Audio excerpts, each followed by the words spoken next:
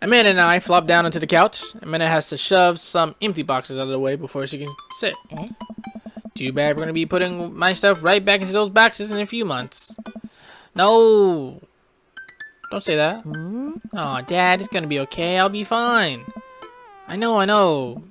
It's just, you're my little girl. It's going to be weird not having you around. I'll come visit, and I'll text you every day, and I'll take lots of pictures.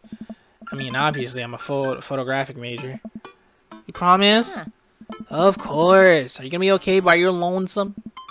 Oh, come on. I'll be fine. I'll get a dog. Or something. A dog? Forget art school. I'll stay for the dog. Is that what it's going to take? Medium-sized dog? Handkerchief around the game? I get to name it. That's what it'll cost for me to give up on my dreams. I'm a woman of simple wants and needs. Well, a dog is a lot cheaper than college. Hold on, he's speaking facts here. Amanda laughs.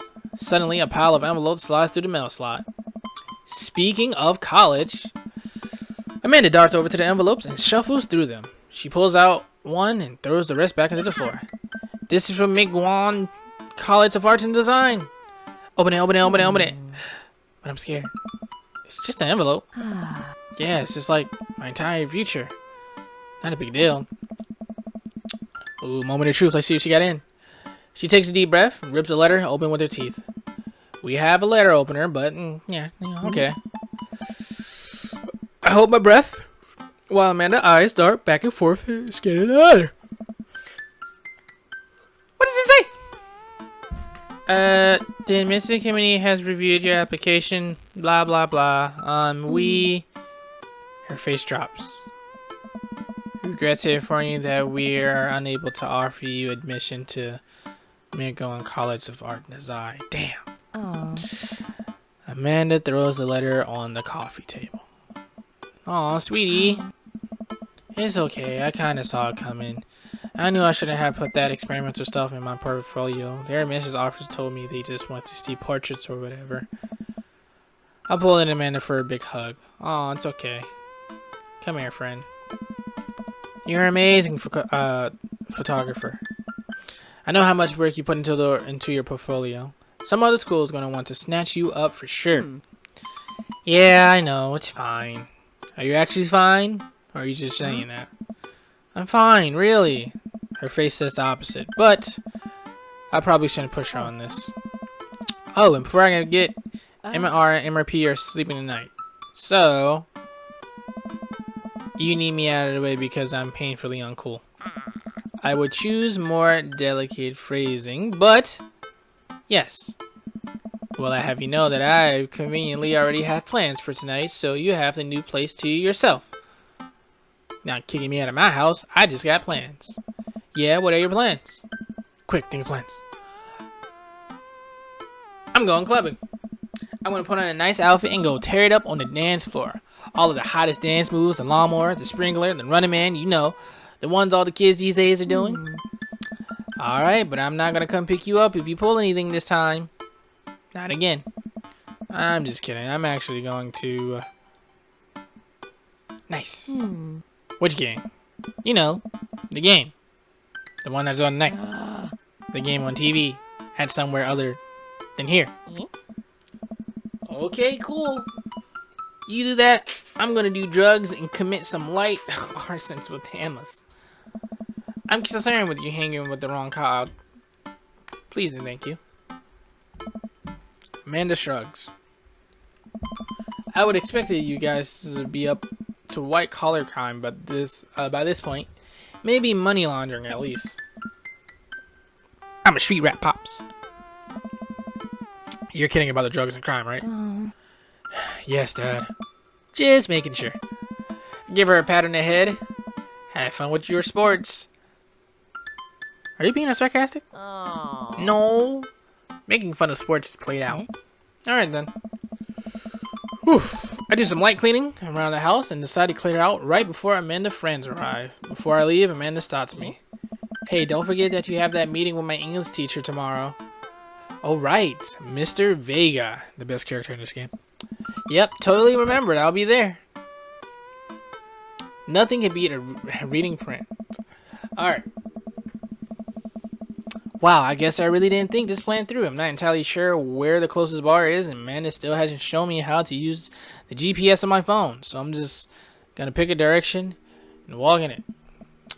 Let's go this way. Cool, okay. We're marching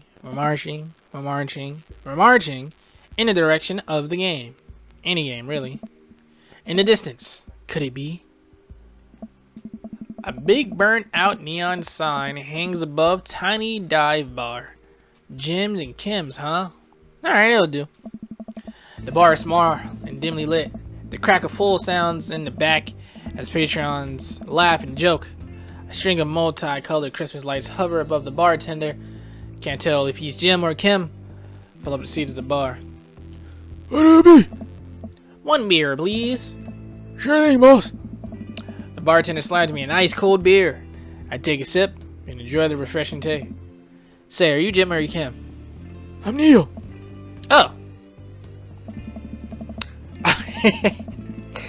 I awkwardly turn my attention to the game, which is playing on one of the TVs on the wall. As luck would have it, my team of preference is not only playing, but is currently in the lead, which is always a good thing. The brightly colored mascot, which is some kind of animal, does cartwheels. I silently cheer on my favorite team, hoping that I don't get into any confrontational arguments with fan of the opposing team. Several people in the bar are wearing the distinctive colors of the team I dislike, although I believe from their demeanor that, like me, the passion for the team is all in good fun. A middle-aged woman holding a nearly empty wine glass slides up to the bar and sits uncomfortably close to me. Get your vaginas out of here. Hey, sailor. Oh, hello. Good to see fresh meat in here. I'm Mary. Come here often? Oh, no, I just actually moved in part of time. I'm Dashy, by the way. Are you watching the game? Yeah, my preferred team's in the lead. If they keep this up, they'll win the game with ease. Hey. Oh, I love that team. And I also love their game. I love someone who knows their rain around balls. I'm getting the impression that she's a little drunk. Buy a gal a drink?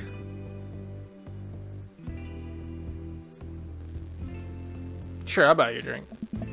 I almost regularly sing to the bartender and order Mary another glass of wine. Neil jokes back and forth with Mary. They're clearly friends, and this clearly isn't her first time doing this. She tips her glass at me. Suppose I gotta keep you company now. So what do you want to know? What's the latest gossip around here? You came to the right broad. I'm an observer. I watch people. I see everything. You know everyone? Nothing gets past me. So what? I thought you were gonna... I forgot what we were talking about. About the gossip. You said nothing gets past you. Oh, right. I'm also still trapped. Confidential to a fault. So what else can you tell me about this part of town? It's quiet, that's for sure. If you want it, idiot. Oh, shit. How you say that word? This is why you stay in schools, kids. Idiot. I just a little life with white picket fence. This is the place to do it. But every town has its secrets, you know. She takes a sip of her drink. A little too ominous for my taste. She leans closer. Would you like to learn some of my secrets, pretty boy? Oh boy. Maybe some other time? Suit yourself, sailor. Mary saunters off, setting her sights on the newest barbershop to answer.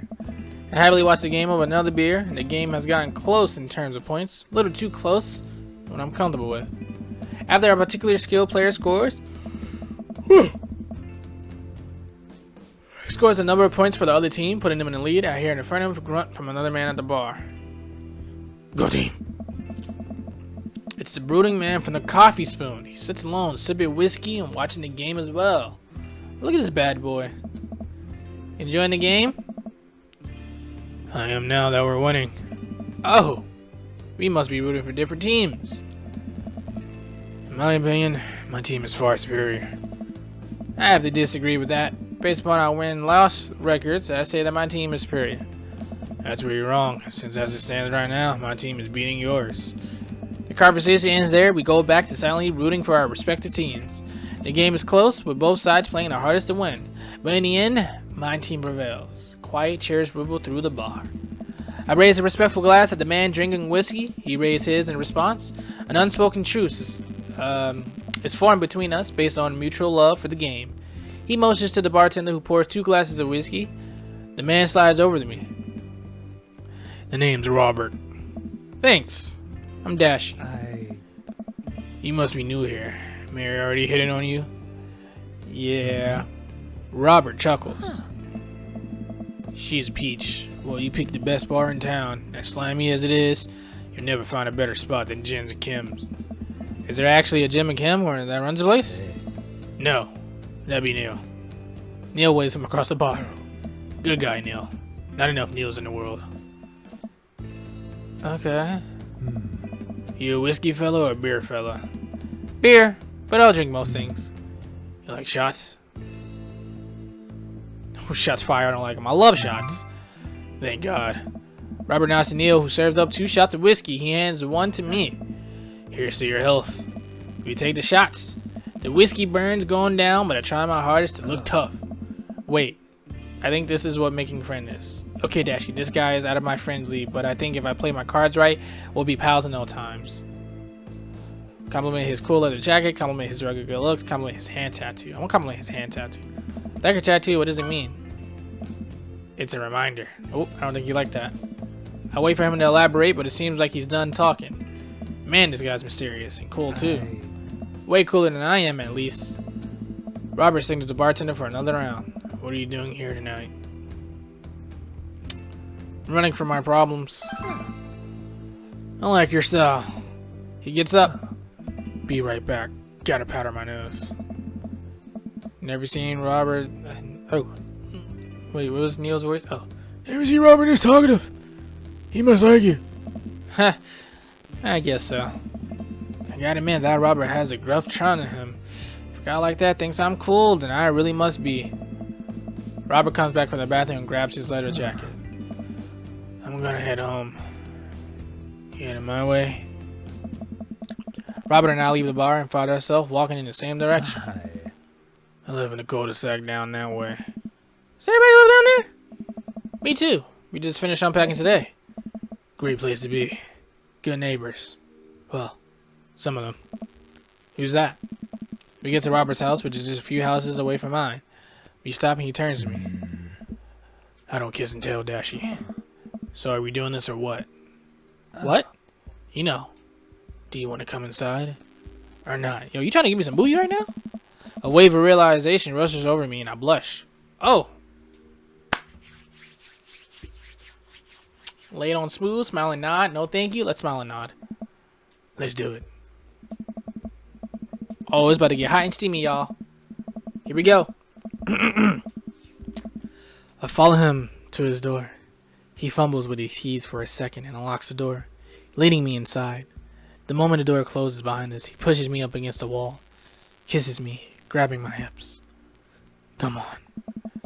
Robert takes my hand, leads me up the stairs and into what I assume is his bedroom, but it's so dark that I can't see anything but Robert's intense expressions. He kisses me again, and I can hear him shucking off his jacket. I clumsily take off mine too. His hands roam down my chest and suddenly he's tugging at my belt. I don't normally do this. Do you want to stop? No. Good. Robert continues to unbuckle my belt and guides me to the bed. Let's have some fun.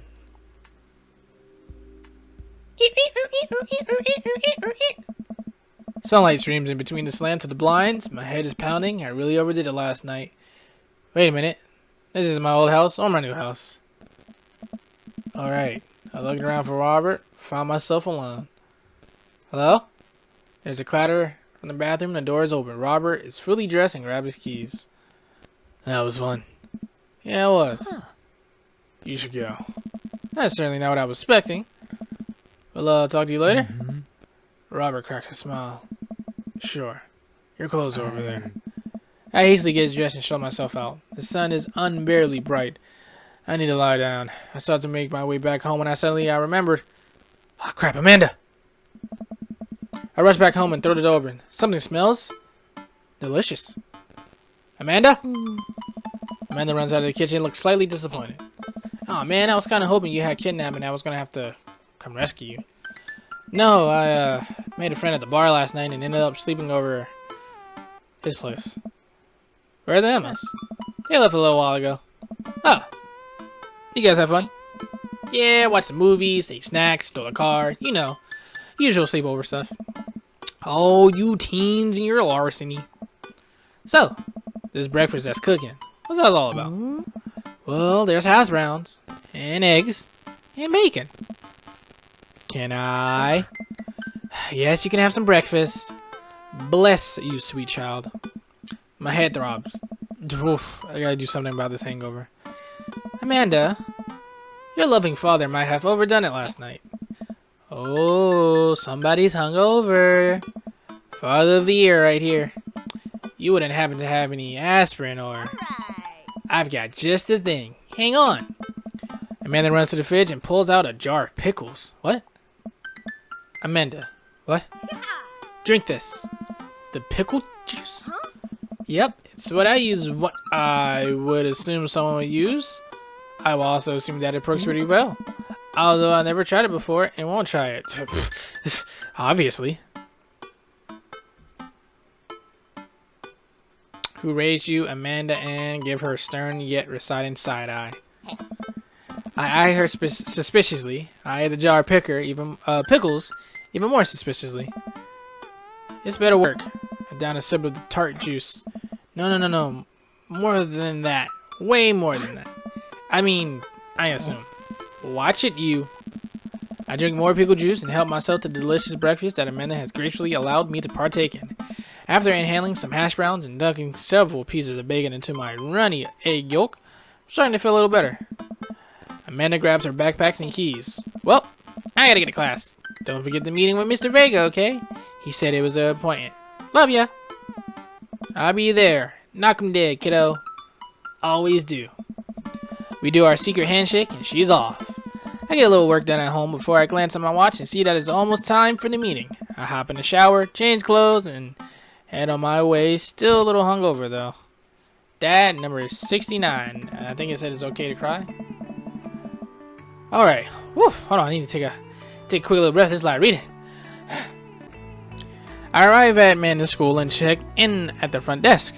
They gave me a bright orange visitor sticker and sent me on my way. Oh, we about to see the best character in this game. This is the character that I dated. Yep. I'm barely awake and feeling pretty haggard, but hopefully nobody will notice. I check my watch, and I'm relieved to see that I'm only 2 minutes late. Wait, was it 103 or 108? I spot a youth standing at his locker, approaching him for help. Excuse me, do you know where Mr. Vega classroom is? The youth turns around and looks at me up and down with heavily lined eyes. Come on, kid, I'm late for a meeting. Mr. Who? Vega? I don't know, have you tried the exit? Alright, wise guy, you gonna help me out or not? Fine, up those stairs to the left, can't miss him. I head upstairs and walked around, unable to find Mr. Vega's class anywhere. After a couple minutes of searching, I head back downstairs to the punk you sent me on a wild goose chase. I get back to where that low rent, oh my god, girl Way is standing, fully ready to give him a piece of my mind when suddenly a head pops out of the classroom next to his locker. Loose in, don't you have a third period to get to? Fine, Mr. Vega. Wow, there he is.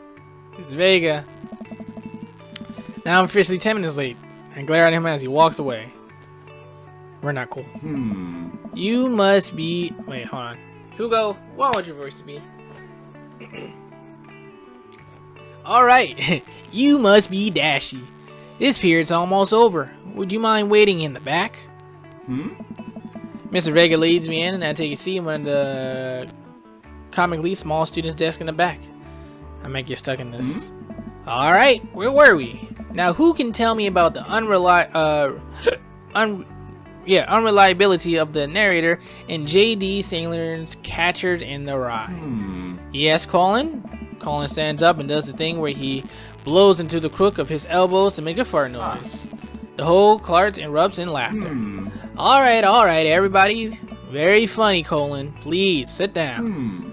Now, Holden Caulfield is an unreliable narrator, in the sense that the bell for the end of the period rings. All of the students immediately gets up and make a break for the door. What? Remember to do the reading and answer the response questions on page 194 in your textbook. Nobody's listening. Or not, I guess. Mr. Vega turns to me and sighs. Middle schoolers, am I right? Don't you teach high schoolers? Both, you know. Budget cuts. Right. Thanks so much for coming in. Look at him in his little bow tie.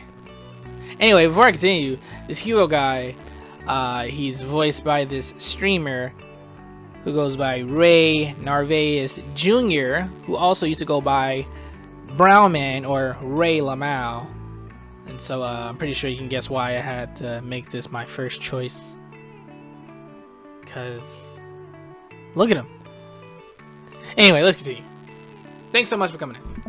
No problem, Mr. Vega. Please call me Hugo. I don't normally do these impromptu parent-teacher meetings, but as I'm sure you know, Amanda's a very bright student, and I'm concerned about her recent behavior. What's going on? Amanda has never been the most engaged student, but I know she cares recently, though. She's been falling behind. She's not completing assignments, and she has been doing rather poorly on tests. I normally chalk this up to senioritis, but this is strange. I thought Amanda always shared everything with me. It hadn't even crossed my mind that something might be wrong. I just wanted to ask, is everything okay at home? Well, we just moved recently, but it was only to the other side of town, and Amanda was more excited about it than I was.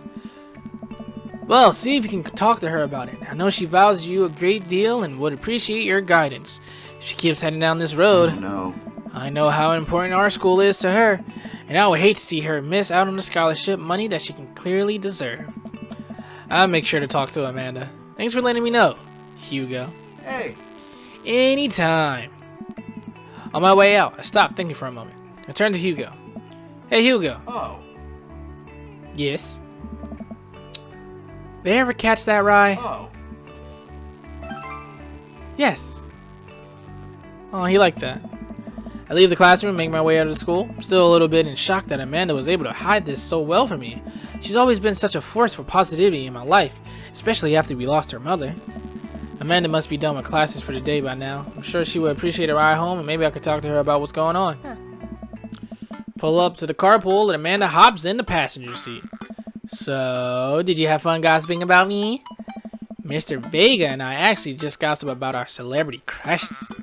So you talk about Mario Batal the whole time? It was a very productive meeting. I'm pretty hungry. Can we get some dinner? Sure thing. He makes some oh no, let's go to the mall food court. Food court! Here we come. Does that sound good to you? Yeah, sure. Why the mall? Jeez, can a dad take his daughter out to the mall? Will you buy me things? I will buy you a thing. Singular. Sounds like a deal to me. We drive in silence for a short while. Amanda plays a game on her phone. I should say something. You know, sometimes when kids get older, they find that they have to keep things hidden from their parents, and that's okay because sometimes that's what kids do. And that's okay, but also sometimes it's good to have the parent perspective because, you know, maybe the parents have also dealt with similar situations. And maybe they're a little cooler than you give them credit for. Anyway, what I'm trying to say is that it's good to share. Love you. Have you been reading my tweets? You have a Twitter? What? Never mind. Look, sweetie, Mr. Vega said you haven't been participating in class and that you're not turning things in. Oh, I'm fine, Pops. Senioritis and all that. I thought you liked Mr. Vega's class. It's fine. He's fine. Pull up to the stoplight and I eye Amanda. She's still texting. Just, I want you to know that you can talk to me about anything. Uh-huh. I can tell that whatever it is, she doesn't want me knowing about it. That's frustrating. I heard M&R is going to that fancy art school in California. That's exciting. Yep. Are you bummed out that you guys aren't going to the same school? Yep. Amanda keeps texting. She stifles a laugh. What's so funny? It's a I don't think you'll get it. Okay. Who you texting? Noah. Who's Noah? My friend. Does he go to your school? Yep. Do you like Noah? Hey. What? No! Dad! Ugh. I can't believe you would... Dad. I mean, jeez. Why would you... Ugh. Gross. Sorry, just asking. You know, father intuition and all. Dad, he's just... my friend. Oh, it's okay. That's how they all start. And next thing you know, you're naked and on his bed. And he's piping you down. It's okay. Guys and girls can be friends. He's my friend. Okay. Jeez. This is going well. Well, good talk. Love you, kiddo. She leans forward and turns up the radio. I guess that conversation is over. To the mall we go. Number 40. Oh, nope, 25. Alright. Cool. We made it to the mall.